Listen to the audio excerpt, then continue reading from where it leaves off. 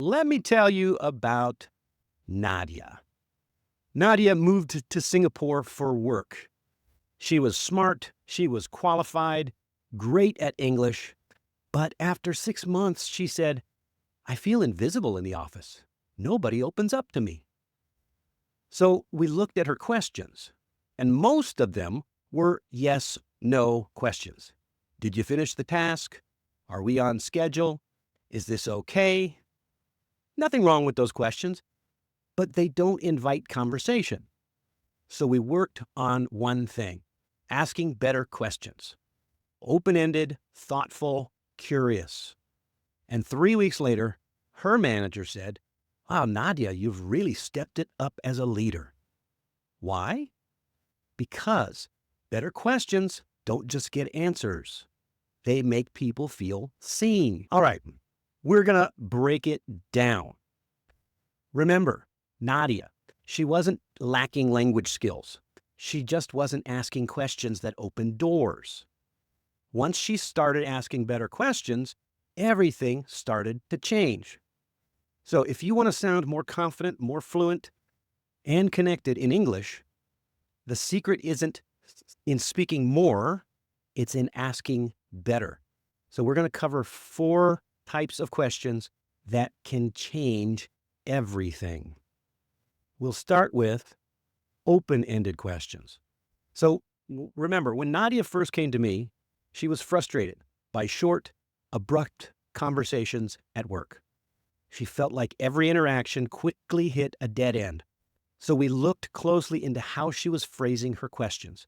And again, most of them were yes or no types, simple and straightforward, but not conversation starters. So I told her to start with an experiment of using open-ended questions.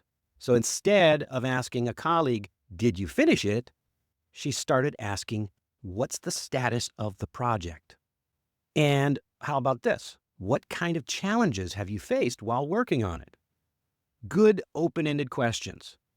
Her coworkers suddenly opened up and shared a lot more detailed insights and even mentioned things that she hadn't thought about before. She noticed how these small changes transformed all of her interactions. People began approaching her proactively, seeing her not just as someone who was checking the boxes, but now she was someone who was genuinely interested in their experiences. And why does this matter? It matters because open-ended questions give people the space. So when she first tried open-ended questions, she was excited about the improved responses, but sometimes the conversation still felt incomplete or they ended sooner than she'd hoped. So I got her introduced to the concept of follow-up questions. Instead of just nodding along politely when her coworkers briefly described a challenging situation, Nadia learned to lean in and ask more. Can you tell me more about what happened there? Or what exactly do you mean by that? She also discovered how powerful a simple, curious question like, how did things turn out in the end, could actually be. And almost immediately, her conversations grew deeper. Her coworkers started providing more context, sharing personal insights, and genuinely appreciated that they started to view her as someone who really listened and cared and valued their input. So follow-up questions, those are your superpower. They really show genuine engagement and help conversations flow naturally. And here's a pro tip. Keep a small list of 2 or 3 of your favorite follow-up phrases handy, and you'll find conversations becoming richer and more meaningful every day. So, when Nadia became comfortable asking follow-up questions, she noticed another layer of communication was still missing, real emotional connection. So she told me she often felt like she understood her coworkers' tasks, but not their feelings. So that's when we explored empathy questions. So instead of just asking about work tasks, she gently asked, well, how did you feel about what happened in the meeting? And her colleagues would open up and share their frustrations or their worries, and the conversations inevitably turned deeper and built bigger trust with her, made some stronger professional relationships.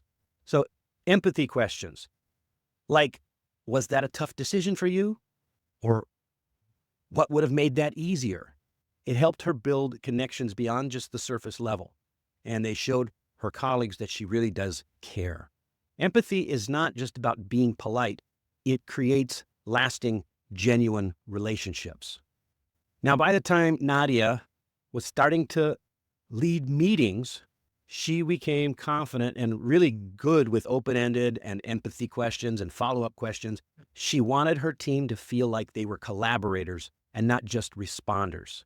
So we started moving in with more perspective-based questions, questions that invite someone to offer their point of view, not just data or status updates. So in one meeting, a decision needed to be made about project timelines.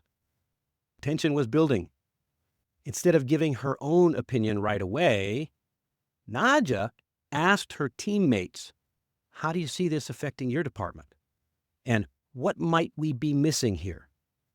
And the room shifted because someone eventually raised a concern that nobody had thought of. And another person built on that idea. And by the end, they had a stronger plan and everyone felt heard. So perspective questions such as, what's your take on this? Or how do you see it from your side? Or what might we be overlooking? They're not just conversation tools, they're leadership tools. They show that you respect others and value their opinion and working together. It makes you sound like a natural leader. So, what is the secret formula here? It's simple. Curiosity plus clarity equals great questions. So, before you speak, ask yourself, is my question clear? Is it inviting? Is it short enough to understand, but deep enough to matter? And here's the good news. You don't have to be perfect. You just have to be curious and intentional. So, try this. In your next conversation, change one closed question into an open one. Just one. Then wait. Watch how people respond. Maybe they smile. Maybe they lean in. Maybe they tell you something real. And when they do, that's the moment you'll know you didn't just ask a question, you made a connection. Give it a shot. You've got this. Take one of today's question types and use it today or Monday in a meeting, in a coffee chat, or even in a phone call. Watch what happens when you ask to understand and not just respond. If this helped you, hit the like button, subscribe to the channel, and share this with someone who wants to improve their English conversation skills. And you can check out the full article at the link in the description or at allaboutenglishmastery.com. And don't forget to sign up for the newsletter.